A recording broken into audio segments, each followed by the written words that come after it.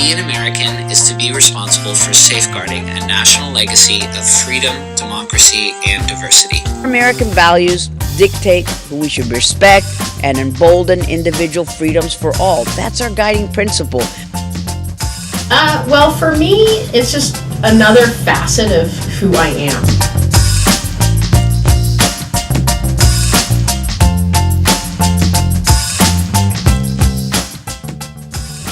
There were about 9 million members of the LGBTQ community in America back in 2015. This number indicates that the LGBTQ community is larger than the population of 40 American states, according to a PBS article.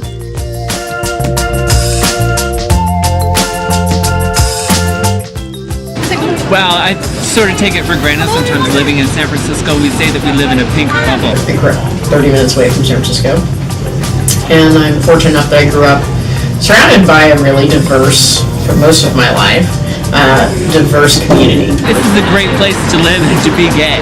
We have so many great opportunities here, so many important gay movements started here in San Francisco. We have a strong, powerful, passionate, involved, smart community. It's also a great place for gay people to come and feel free to be themselves, to see what it's like to live an authentic and free lifestyle. I am Sister Roma with the Sisters of Perpetual Indulgence in San Francisco. This is my 31st year with the Sisters of Perpetual Indulgence. We're a nonprofit human rights organization that started here in San Francisco, and this Easter will be our 40th year anniversary. And we've raised over $1 million for different things from HIV and AIDS to LGBT youth and trans rights and breast cancer and all sorts of things. Discrimination of any kind runs counter to who we are as Americans. There's a huge difference between usually very urban environments and less urban environments, and also between more liberal environments and less liberal environments. I find I definitely encounter a lot of barriers when I leave this little safe haven. You are definitely treated differently. Even though there's an increase of acceptance for gay Americans, discrimination still persists. Name calling, I get sirred a lot. Every time we're there, I get sirred several times. For some reason that makes me suspect and I get searched a lot, you know. And I definitely see looks and get comments. There have been a few times in my life where I definitely felt like my safety was threatened. One point that stands out to me, I was visiting an extended family.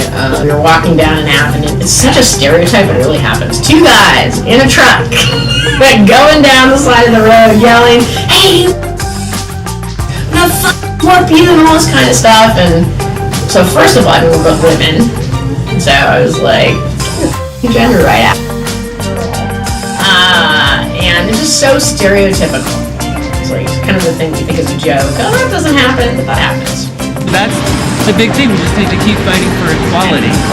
And especially in the current regime, we need to make sure that our identities are not erased, specifically the trans community. We always must struggle and strive to meet those American ideals.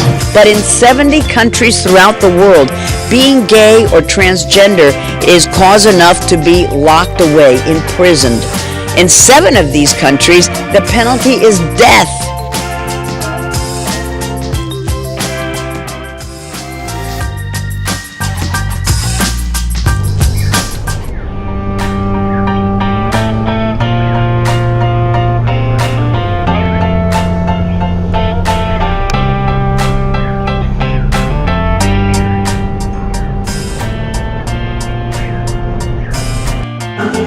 When someone felt like they were going to be threatened, they could blow the whistle, bring attention to themselves. Well, the first thing that an attacker does is punch you in the stomach, unable for you to draw breath and blow the whistle. These were the original failures. So these are the original whistles, so they're failures.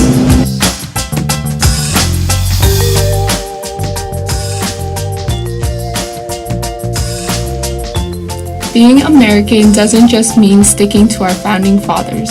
It also means accepting those all around us. It shouldn't matter whether you are gay, lesbian, straight, bi, or transgender.